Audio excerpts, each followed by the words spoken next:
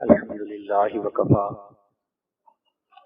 وسلام على عباده الذين اصطفى أما بعد أعوذ بالله من الشيطان الرجيم بسم الله الرحمن الرحيم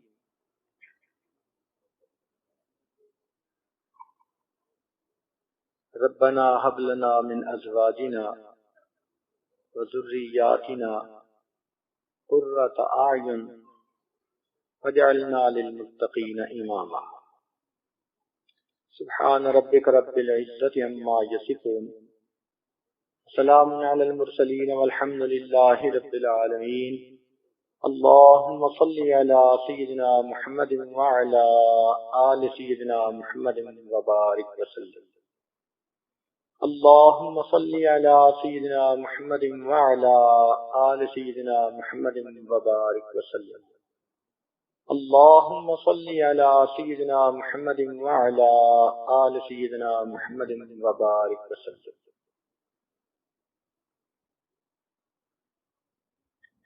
بچے اللہ رب العزت کی نعمتوں میں سے ایک نعمت ہے. ان کے لیے انبیاء کرام نے بھی دعائیں مانگی.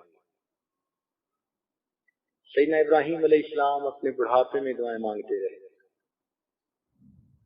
حضرت زکریا علیہ السلام دعائیں مانگتے رہے. یہ انسان کی فطرت ہے کہ وہ چاہتا ہے کہ میری اولاد ہو. جب اللہ رب العزت یہ نعمت کسی کو عطا کر دیں تو اس پر کچھ ذمہ داریاں عائد ہوتی ہیں. ایک ذمہ داری یہ ہے کہ ان بچوں کو جسمانی طور پر بھی اچھی پرورش دی جائے، اور اس سے بڑی ذمہ داری یہ کہ ان کو صحیح معنوں میں انسان بنایا جائے. یہ نہ ہو کہ کھا پی کے گھوڑے کی طرح پل تو جائے مگر اس کے اندر انسانیت نام کی کوئی چیز نہ ہو. تو یہ دو ذمہ داریاں ہیں. فطری طور پر ماں باپ کو اس کی فکر ہوتی ہے، اور اس کا ثبوت قرآن مجید سے بھی ملتا ہے. توجہ فرمائیے کہ حضرت عمران علیہ السلام کی بیوی حاملہ ہیں. اس وقت سے وہ دعا مانگتی ہیں رب انی نذرت لک ما فی بطنی محررا فتقبل منی. یعنی ابھی بچہ ماں کے رحم میں ہے، ولادت ہی نہیں ہوئی، مگر ماں کو اس وقت سے فکر ہوتی ہے اپنی اولاد کی، اور نیک مائیں اس وقت سے اپنے رب سے اس بچے کی نیک بختی کی دعائیں کرتی ہیں. نیک والد کو بھی اولاد کی فکر ہوتی ہے، اور یہ فکر کتنی زیادہ ہوتی ہے اس کا ثبوت قرآن عظیم الشان. اللہ تعالیٰ ارشاد فرماتے ہیں ام کنتم شہداء اذ حضر یعقوب الموت. دیکھیے حضرت یعقوب علیہ السلام کا آخری وقت ہے. اس وقت انہوں نے اپنے بچوں کو اکٹھا کیا. اذ قال لبنیہ ما تعبدون من بعد. میرے بیٹو میرے بعد کس کی عبادت کرتے ہیں. اس سے والد کے دل کے غم کا اندازہ لگایا جا سکتا ہے کہ اس کے دل کی آخری چاہت اور تمنا کہ میری اولاد دین پر ہے.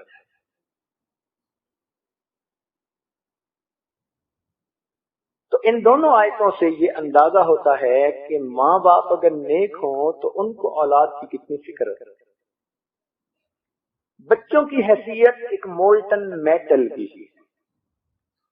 اس کو جس سانچے میں آپ ڈال دیں یہ وہی شکل اختیار کر لیں گے. ایک دفعہ یہ ڈھل گئے تو پھر دوبارہ کسی کام کے.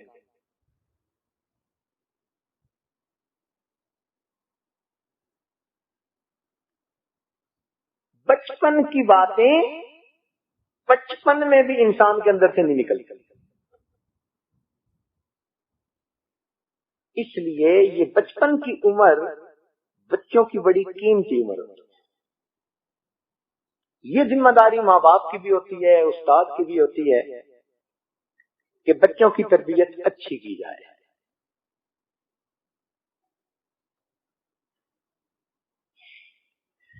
اس عاجز کو 1976 سے مدارس کے بنانے اور چلانے کا اللہ نے موقع دیا. کم و بیش 25 مدارس اس وقت بھی ملک بیرون ملک میں ایسے ہیں کہ جن کی ابتدائی پیٹ بھی عاجز نے رکھی اور اس وقت دورہ حدیث تک اگر وہ ہیں تو اس عاجز ہی کے مشوروں سے چل رہے. ان میں ہزاروں بچوں کے کیسز ہمیں ڈیل کرنے کا موقع ملا. کوئی پڑھتا نہیں، کوئی بڑا بریلینٹ ہے، کسی کے ماں باپ کی چاہت ہے حافظ بنے، بچہ نہیں بنتا، کہیں بچے کی چاہت ہے حافظ بنوں، ماں باپ نہیں چاہتے، وہ انگریزی کے دل دادا. عجیب و غریب قسم کے کیسز ڈیل کرنے کا موقع ملا. مختلف عمر کے بچوں اور بچیوں کے علیحدہ علیحدہ پرابلم بھی سامنے آئے. اس لیے کہ جب مدارس چلائے جاتے ہیں تو پھر پرابلم سارٹ آؤٹ کرنے ہوتے ہیں. ہر کیس ہر بچے کا انڈیویجول کیس ہوتا ہے. استاد کو دیکھنا ہوتا ہے کہ اس بچے کو میں نے کیسے چلانا. بعض بچے آنکھ کا اشارہ پہچان لیتے ہیں، بعض بچوں کو ڈانٹ ڈپٹ کرنی پڑ جاتی ہے. جیسی روح ویسے فرشتے. یہ اب استاد کے اوپر منحصر ہے کہ وہ بچے کو کتنی انڈیویجول اٹینشن دیتا ہے. اسی لیے امریکہ میں کسی بھی کلاس میں 25 سے زیادہ بچے نہیں رکھے جاتے. میکسیمم مجبوری میں 30 ہوتے ہیں اور 30 سے اوپر بین لگا دیتے ہیں کہ اس طرح استاد بچوں پر انفرادی توجہ نہیں دے سکتا. اور جو ان کے اسکالرشپ لینے والے بچے ہوتے ہیں، پریزیڈینشل ایوارڈ لینے والے بچے ہوتے ہیں، وہ ایک کلاس میں 20 ہوتے ہیں. اس سے اندازہ لگائیے کہ بچے کا استاد کے ساتھ انٹریکشن یہ کتنی اہمیت رکھتا ہے. بچے کو صرف الفاظ نہیں پڑھانے ہوتے. اگر الفاظ پڑھا دیں گے تو وہ اس کی ریم ہوگی.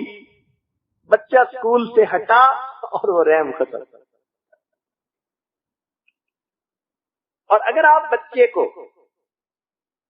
تعلیم کے ساتھ تربیت بھی دے رہے ہوں گے تو یہ بچے کی روم بن گئی. یہ بلٹ ان میموری ہے، ساری زندگی اس کے ساتھ رہے گا. وہ بچہ کہیں بھی چلا جائے گا، وہ بچہ دیندار رہے گا. تاہم 3 باتیں اس عاجز نے اپنی زندگی میں بہت اہم پائیں بچوں کی تربیت کے معاملے میں. اس 35-40 سالہ یہ جو تجربہ ہے بچوں کا، بچیوں کا اور متعدد مدارس کا اور متعدد ملکوں میں، 3 باتیں وہ اس سارے تجربے کا نچوڑ ہے. یوں کہی جا سکتی ہیں کہ اگر اس پورے تجربے کو کوئی بندہ سمرائز کرنا چاہے تو وہ 3 باتوں میں کر سکتا ہے. یہ باتیں ماں کے لیے بھی فائدے مند اور باپ کے لیے بھی فائدے مند. اگر ماں باپ ان 3 باتوں کا خیال رکھیں تو بچہ ایسی مضبوط بنیادوں پہ کھڑا ہوتا ہے کہ دین سے ہٹ ہی نہیں سکتا. یوں تو کہنے کو آپ درجنوں باتیں کہہ سکیں گے کہ اس کا بھی خیال رکھو، اس کا بھی رکھو، اس کا بھی رکھو. کتابوں پہ کتابیں لکھی ہوئی ہیں تربیت الاولاد کے بارے میں، مگر جسے تھمب رول کہتے ہیں وہ اگر ہمارے ذہن میں بیٹھ جائیں کہ ہم نے بچے کی کن باتوں کو مضبوط کرنا ہے، ان پہ بچے سے کوئی کمپرومائز نہیں. محبت اپنی جگہ، پیار اپنی جگہ، عیش و آرام اپنی جگہ، ناز نخرے اپنی جگہ. ان 3 باتوں سے بچے سے کوئی کمپرومائز نہیں.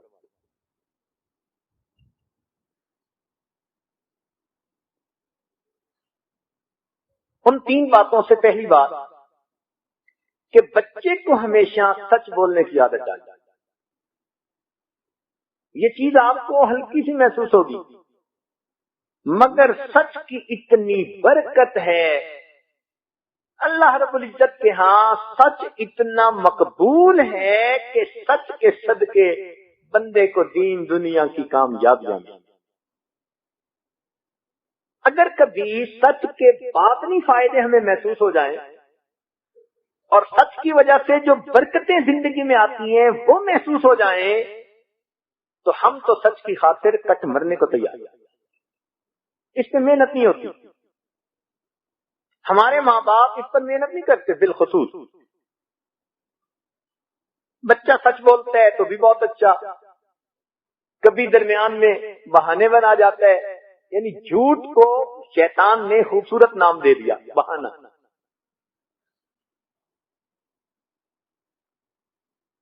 اور فرنگی ملکوں میں تو انہوں نے ویسے ہی جھوٹ کو جی میں نے ذرا سٹیٹمنٹ اور دے دی تاکہ بندے کو گلٹی کنشس بھی نہ فیل ہونا پڑے۔ یہ سچ انسان کی زندگی میں ایک مین کالم کی حیثیت رکھتا ہے۔ بچے کو بیٹھ کے سمجھائیں کہ بھائی بڑی سے بڑی غلطی کر لو گے معاف کر دیں گے، سزا نہیں دیں گے، شرمندہ نہیں کریں گے، مگر بتانا سچ پڑے، بیٹا ہو یا بیٹی، اور اس پہ کوئی کمپرومائز نہیں۔ جھوٹ پہ سب سے بڑی سزا ملے گی اور سچ پہ سب کچھ انعامات ملیں گے۔ یہ بات بچے کو بٹھا کے سمجھائیں اور اس کے ساتھ یہ ڈیسیژن کر لیں۔ یہ کام بڑا مشکل ہے، اس لیے کہ اس میں پھر ماں باپ کو بھی سچ بولنا پڑتا ہے۔ اب پھر کیسے ہوگا کہ ادھر سے فون آیا تو بیٹے کو کہہ دو ابو گھر پہ نہیں ہے، اب وہ بچہ سچ کیسے بولے گا جب باپ ہی اس کو یہ تعلیم دے رہا ہے؟ یہ کام جب آپ کرنے لگیں گے تو یہ کام آپ کو انتہائی مشکل نظر آئے گا، لیکن اللہ تعالی کی شان، اتنی برکت اس کی ہم نے اپنی زندگی میں دیکھی ہے، اتنی برکت دیکھی ہے کہ الفاظ میں بیان ہی نہیں کر سکتے۔ سلوک کے درمیان میں ایک موقع پر اس عاجز کی شیخ نے حکم دیا کہ بچہ اس پر محنت کرو کہ زبان سے جھوٹ نہ نکلے۔ ہم نے اس کو معمولی بات سمجھا کہ ٹھیک ہے آج سے ہم نے سن لیا، اب ہم جھوٹ نہیں بولیں گے۔ اوہو، اتنا مشکل یہ کام دیکھا، اتنا مشکل کام دیکھا، زبان سے جھوٹ نکل جاتا۔ ایسے ہی نہیں بیٹھے ہوئے جھوٹ نکلے گا، جب تھوڑی سی کہیں غلطی ہوئی، سستی ہوئی، کوتاہی ہوئی، شرمندگی برداشت کرنی پڑے گی، استاد ڈانٹ ٹپٹ کرے گا۔ اب ایسے موقعوں پہ خود بخود اس کو بہانے لوگ کہتے ہیں ہوتا سیدھا سیدھا جھوٹ ہے۔ یاد رکھنا، جھوٹ جتنا تیزی سے بھاگے سچ ہمیشہ اس کو جا کے پکڑ لیتا ہے۔ سچ کے فائدوں میں سے ایک فائدہ یہ ہے کہ بندے کو یہ نہیں یاد رکھنا پڑتا کہ میں نے کیا کہا تھا۔ سچ سچ ہے۔ آپ کو نظر آئے گا کہ سچ بولنے میں نقصان ہے، مگر کبھی ایسا نہیں ہوتا۔ اللہ تعالیٰ سچوں سے محبت کرتے ہیں، وہ کبھی سچے انسان کو دنیا کے اندر رسوا نہیں ہونے دیتے۔ توجہ فرمائیے، عمر بن خطاب رضی اللہ عنہ کے زمانے میں ایک عیسائی بادشاہ گرفتار ہوا۔ اس نے مسلمانوں کے خلاف اتنا کچھ کیا تھا کہ اس کا وجود تو ایک لمحہ کے لیے بھی برداشت نہیں تھا۔ ہر بندہ چاہتا تھا اس کو تو قتل ہی کر دیا جائے۔ اللہ کی شان کہ وہ عمر بن خطاب رضی اللہ عنہ کے سامنے پیش کیا، ہاتھ بندے ہیں، پاؤں میں بیڑی ہیں۔ عمر خطاب رضی اللہ عنہ بڑے اس سے غصے تھے۔ آپ نے بھی جلاد کو حکم دیا کہ اس کا سر قلم کر دیا جائے۔ اس نے کہا کہ جی مسلمان تو بڑے رحیم ہوتے ہیں، تو کیا موت سے پہلے میری کوئی خواہش پوری ہو سکتی ہے؟ بتاؤ بھائی۔ اس نے کہا ایک پیالہ پانی چاہیے۔ عمر بن الخطاب نے ایک پیالہ پانی لایا، اس کو دلوا دیا. اب وہ پینے لگا تو رک گیا. کہتے جی خوف اتنا ہے جلاد کا کہ وہ میری گردن اڑائے گا کہ مجھے ڈر ہے کہ میں جس وقت پانی پی رہا ہوں گا کہیں وہ مجھ پہ تلوار کا وار نہ کر دے، تو مجھ سے پانی نہیں پیا جائے. عمر بن الخطاب نے فرمایا بھائی تم تسلی رکھو، جب تک تم یہ پانی پی نہیں لیتے تمہیں قتل نہیں کیا جائے گا. جب یہ الفاظ اس نے سنے، وہ بھی بادشاہ تھا، اس نے وہ پیالہ پانی کا زمین پہ گرا دیا. کہتے جناب آپ کی کمٹمنٹ کہ جب تک آپ پانی نہیں پی لیں گے آپ کو قتل نہیں کیا جائے گا. اب یہ پانی میں نہیں پی سکتا. عجیب بات، اتنا بڑا دشمن اسلام کا، مسلمانوں کا اتنا بڑا دشمن، اور اس نے ایسی چال چلی، ہیلا کیا کہ عمر بن الخطاب بھی حیران ہے. اب دو صورتیں تھیں، یا تو اس کو کہتے کہ بھئی بکواس نہ کر اور جلاد کو حکم دیتے نمٹا اس سے، اور ایک طریقہ یہ تھا کہ جو ورڈ دے چکے تھے اس کے اوپر سٹیک. عمر اللہ نے فرمایا ہاں تم نے ٹھیک کہا، میری ورڈنگ یہی تھی کہ جب تک تم پانی نہیں پی لو گے تمہیں نہیں مارا جائے گا. اب میں تمہارے اس جلاد کو قتل کرنے کا حکم نہیں دیتا. اب جب آپ نے فرمایا کہ تجھے قتل کرنے کا حکم میں نہیں دیتا تو لوگ حیران کہ اتنا بڑا دشمن اگر اس کو نہ مارا گیا تو یہ تو پتہ نہیں اور اسلام کے خلاف کیا کیا سازشیں کرے گا. عمر اللہ نے کہا ٹھیک ہے تجھے میں رہا کرتا ہوں. جب اس نے یہ بات سنی کہنے لگا کہ آپ نے ثابت کر دیا کہ مسلمان ہر حال میں سچا ہوتا ہے. میں آپ کے اس عمل سے اتنا متاثر ہوا کہ کلمہ پڑھ کر مسلمان ہونے کا اعلان کیا. چند لمحے پہلے جن کے دل غمزدہ تھے کہ کیا بنے گا، سچ جیت گیا، وہ اسلام کا سپاہی بنا. اتنا سمجھدار بندہ تھا، کتابوں میں لکھا ہے کہ عمر بن الخطاب یانو اس سے امور خلافت میں مشورے کیا کرتے تھے. مفتی لطف اللہ سہارنپوری رحمۃ اللہ علیہ گھر کی عورتوں کے ساتھ شادی میں کہیں شرکت کے لیے جا رہے ہیں. رستے میں ایک جگہ ڈاکوؤں نے گھیر لیا. حضرت پہچان گئے کہ یہ مال سمیٹیں گے. حضرت نے کہا دیکھو بھائی پردے دار عورتیں ہیں، تمہیں مال چاہیے، ان کی عزت خراب نہ کرو، ان کو بے پردہ نہ کرو، ہمارے پاس جو کچھ زیور ہے ہم سب تمہیں خود دے دیتے. نیک لوگوں کی نظر میں عزت قیمتی ہوتی ہے، مال کی کیا حیثیت. انہوں نے کہا ٹھیک. آپ نے عورتوں سے کہا کہ جو زیور ہے سب اتار کے دے دے. عورتوں نے سب اپنے زیورات اتار کے ایک رومال میں باندھ کے اس کو دے دے. بھائی یہ لے جاؤ، عورتوں کے قریب نہ جاؤ. انہوں نے کہا ٹھیک، ہمارا کام آسانی سے ہو گیا. وہ گٹھڑی زیورات کی لے کر چل پڑے اور حضرت نے گاڑی چلانے والے کو حکم دیا بھائی چلو. تھوڑی دور آگے گئے تو ایک عورت کی نظر پڑی کہ ایک چھوٹی سی بچی کی چھوٹی انگلی میں ایک چھوٹی سی انگوٹھی تھی. تو اس نے حضرت سے پوچھا کہ حضرت آپ نے کہا تھا کہ ہم سارا زیور تمہیں دے دیتے ہیں اور اس بچی کی چھوٹی انگلی میں یہ چھوٹی سی انگوٹھی ہے. حضرت نے فرمایا ہاں روک.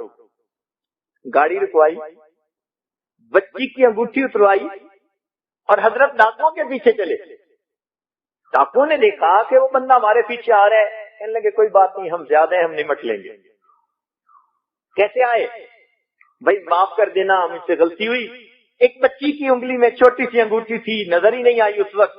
میرے قول تھا کہ ہم سب دے دیں گے، تو بھائی یہ بھی آپ لوگ لے لیجئے.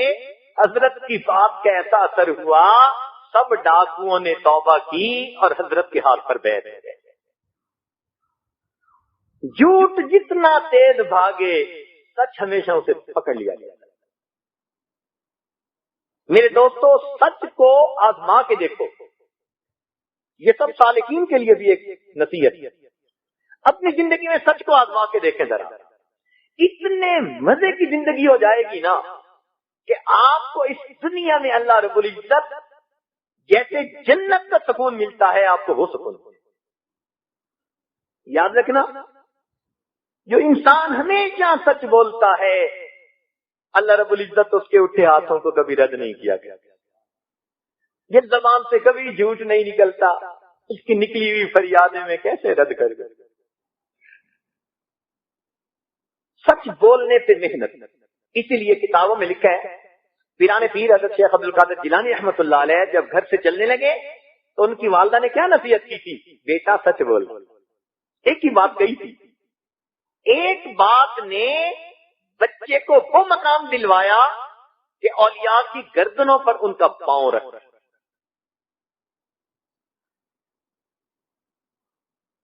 اس کو زندگی میں آزمائیے، عہد کر لیجئے، آج کے بعد جھوٹ نہیں بولنا، رانگ سٹیٹمنٹ نہیں دینی۔ شرمندگی ہوگی تو یہی کی ہوگی نا، 2 منٹ کی بات ہے، معذرت کر لیں گے، معافی مانگ لیں گے، تسلیم کر لیں گے، ناکی کا مسئلہ ہے نا۔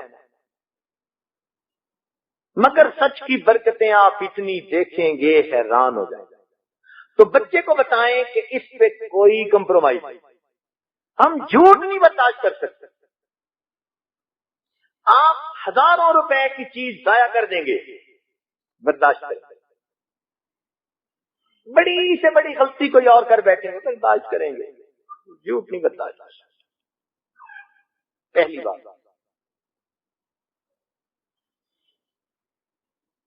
بلکہ الہی بخش کاندلی رحمت اللہ علیہ کا واقعہ مشہور ہے کہ ہندوؤں نے کہا کہ ہم یہاں مندر بنائیں گے، مسلمانوں نے کہا مسجد بنائیں گے۔ پھر مسلمانوں سے انگریز جج نے پوچھا کہ بھئی کوئی بندہ ہے جو درمیان میں گواہی دے اور معاملہ سمٹ جائے؟ تو شاہ عبد العزیز رحمت اللہ علیہ کے شاگردوں میں ایک بزرگ تھے مفتی الہی بخش کاندلی رحمت اللہ، ان کا نام لیا گیا۔ انہوں نے سچ کہہ دیا کہ جی ہندوؤں کی ہے کہ مندر بنا سکتے ہیں کہ جب ان کی زمین ہے تو جو چاہیں بنائیں۔ انگریز نے فیصلہ لکھا، آج کی اس مجلس میں مسلمان تو ہار گئے مگر اسلام جیت گیا۔ مسلمان تو ہار گئے مگر اسلام جیت گیا۔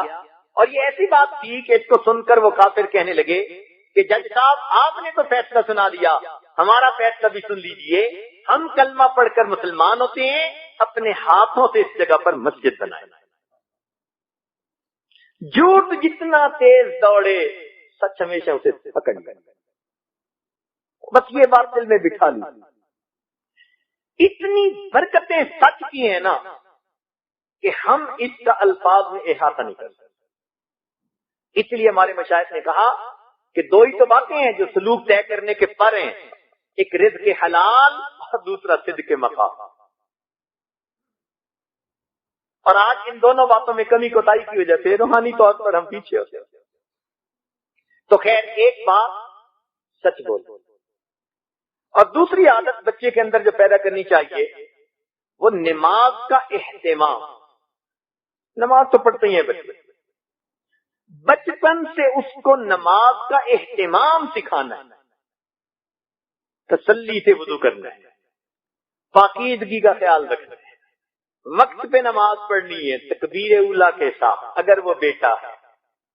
اذان کی آواز سنے، بیٹی نے پہلے نماز پڑھنی ہے، کام بعد میں دیکھے جائے۔ تو نماز کو اہتمام سے پڑھنا، اس کے اندر ایک فائدہ تو یہ کہ اس بچے کے اندر پاکیزگی آ جاتی ہے، کیونکہ بے نمازی بچہ تو استنجے کا بھی خیال نہیں کرے گا، اور اگر نماز پڑھے گا تو کپڑوں کی پاکیزگی کا خیال رکھے گا۔ تو پاکیزگی بھی آ گئی، وقت کی پابندی بھی آ گئی۔ اگر بچہ باجماعت تکبیر اولا سے نماز پڑھے گا تو وقت کا پابند رہے گا، پتہ ہوگا امی بھی نوٹ کر رہی ہے، ابو بھی پوچھیں گے، اور جھوٹ بول نہیں سکتا۔ اس لیے مومن سب کو جو سکتا ہے جھوٹا نہیں ہو سکتا۔ تو دوسری بات، نماز کے اہتمام پر محنت کیجیے، اس سے راضی نہ ہو کہ نماز پڑھتا ہے، نہ۔ فرق ذرا سمجھنے کی کوشش فرمائیں اس سے خوش نہ ہو جائیں کہ بچی نماز پڑھتی ہے اور بچہ نماز پڑھتے نہیں. نماز کا اہتمام. اس کے بچے کو دیکھیں کہ جلدی جلدی نماز پڑھ رہا ہے تو نہیں، اس سے کمپرومائز نہیں ہے. بچپن سے اس عمل کی اہمیت اس کے دل میں بیٹھے. اس میں کوئی ہینکی پھینکی نہیں چل رہی. مجھے نماز پرسکون ہو کر پڑھنی ہے، تسلی سے پڑھنی ہے. تو اگر آپ نماز کا اہتمام اس کو سکھائیں گے تو آٹومیٹکلی اللہ تعالی کے ساتھ ایک قرب کا رشتہ اور تعلق اس بچے کا ڈیولپ ہونا شروع ہو جائے گا. بچے کو بتائیے کہ بھئی آپ نے نماز تو پڑھی، کس کیفیت کے ساتھ پڑھی؟ تو جب بچپن سے یہ سنے گا کہ ابو بھی کہتے تھے کس کیفیت کے ساتھ پڑھی، اس کو پتہ چلے گا کہ یہ بھی زندگی کا کوئی مقصد ہے. آج تو اس مقصد کو ہم بھولتے ہی چلے جا رہے ہیں کہ ہم نے بھی ان تعبد اللہ کا انک تراہ فإن لم تکن تراہ فإنہ یراک. چنانچہ گھر میں عورتیں نماز پڑھ لیتی ہیں، اس بات سے نیک لوگ خوش ہو جاتے ہیں جی بیوی نماز پڑھتی ہے. کبھی ہم نے اس سے یہ بھی پوچھا کہ کس کیفیت کے ساتھ پڑھتی ہے؟ خلق الموت والحیات لیبلوکم ایکم احسن عملا. ایک نماز اگر ایسی پڑھ لی نا 2 رکعت، من صلی رکعتین، حدیث پاک میں ہے جس بندے نے 2 رکعت اس طرح سے پڑھی کہ اس کے نفس میں کوئی باہر کی دنیا کا وسوسہ نہیں آیا، غفر لہ ما تقدم من ذنبی، 2 رکعت پر اللہ پچھلے سب گناہوں کو معاف فرما دے. تو اس پر نماز کے اہتمام پر کنسنٹریٹ کیجیے. بچے کو وضو کرتے ہوئے دیکھیے صحیح کر بھی رہا ہے یا نہیں. اس کی پاکیزگی کے بارے میں اس سے پوچھیے، بھئی آپ کیسے طہارت کرتے ہو اپنے جسم سے؟ آپ حیران ہو جائیں گے. بڑی بڑی عمر کے بچے وہ بس نام بناتے ہیں جی نماز پڑھ رہے ہیں، اور اس کوتاہی کی وجہ سے جو نماز کی برکتیں بندے کو ملنی ہوتی ہیں وہ اس بچے کو مل نہیں رہی.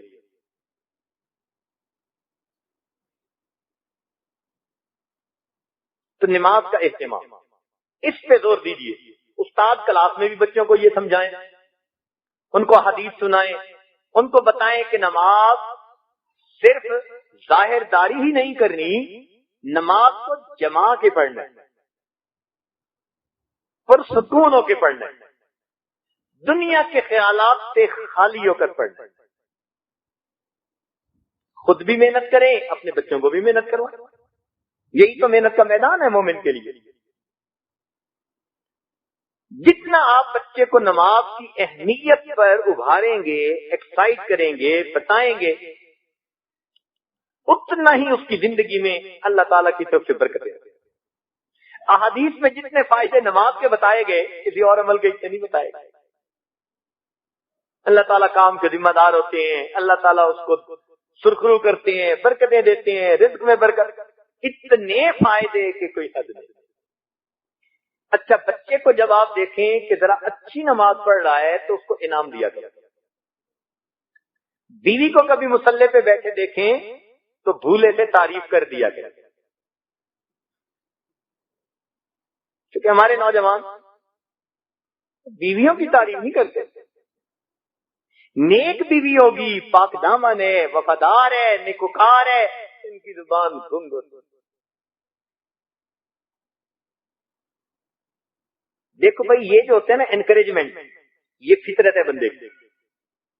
آپ اندازہ لگائیے کہ مچھلی کو جب سکھایا جاتا ہے تو اس کو کہتے ہیں کہ تم چھلانگ لگاؤ، تو مچھلی چھلانگ لگاتی ہے، تو اس کے منہ میں پھر چھوٹی مچھلی ڈالتی ہے.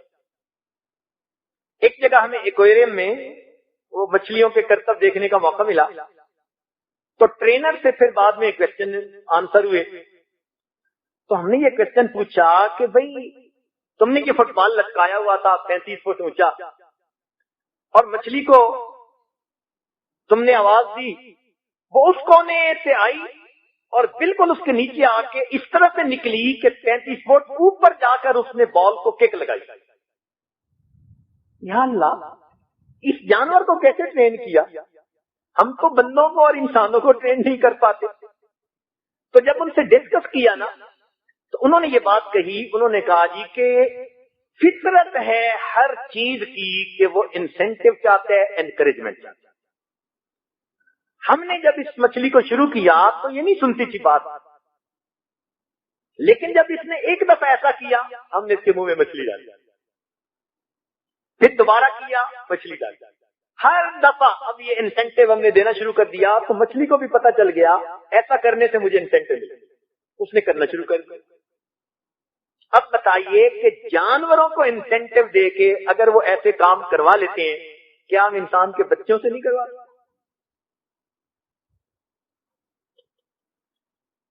بچہ بھی انسینٹیو چاہتا ہے، عورت بھی انسینٹیو چاہتا ہے. آپ جائز کام میں اس کی تعریفیں کیجئے.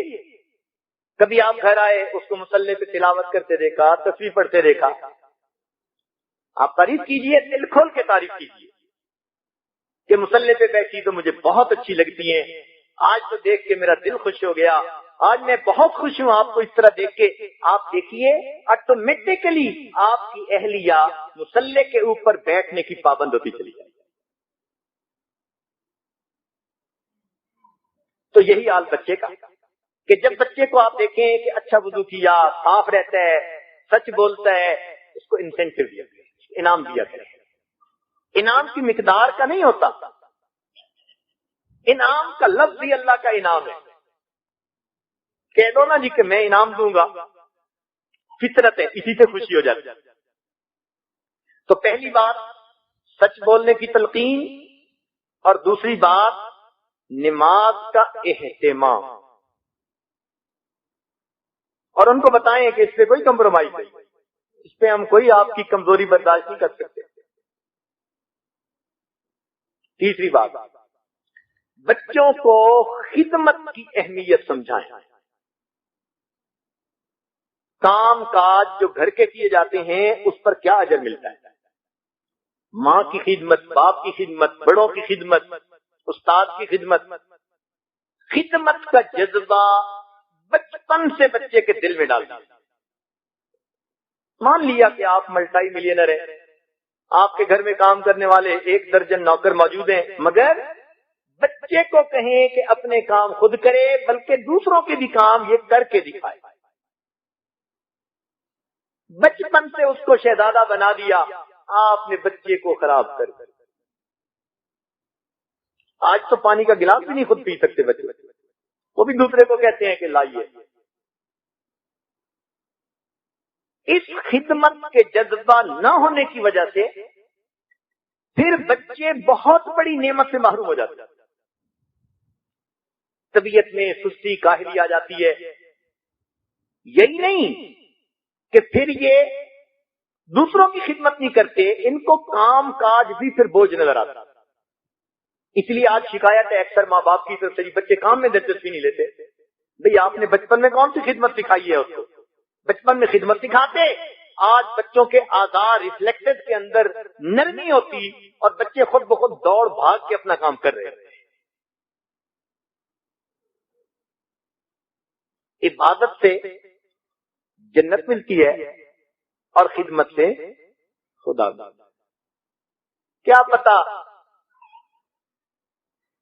یہ بچہ کبھی کس اللہ والے کی خدمت کرے اور اس کی اس کو دعا لگے.